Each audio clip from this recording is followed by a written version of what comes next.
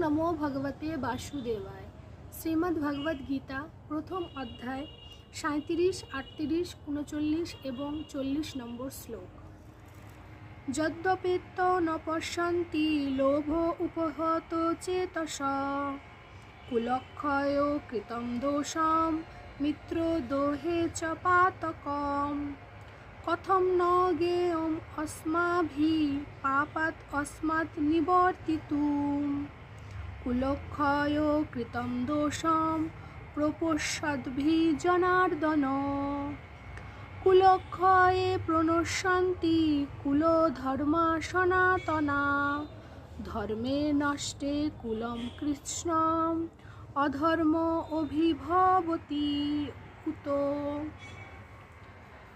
অধর্ম অভিভবাৎ কৃষ্ণ প্রদূষন্তি কুলস্ত্রিয় স্ত্রীষু দুষ্টাসু বার্ষ্ণেয় জায়তে বর্ণসংকর।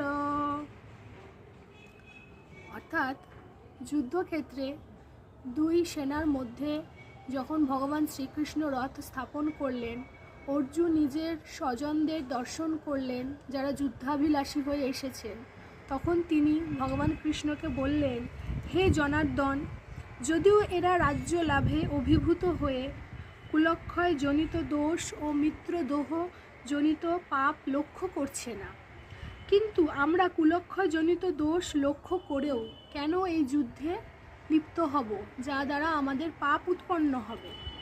কারণ কুলক্ষয় হলো সনাতন কুলধর্ম বিনষ্ট হয় এবং তা হলে সমগ্র বংশ অধর্মে অভিভূত হয়। এখানে কৃষ্ণকে বার্ষ্ণেয় বলা হয়েছে।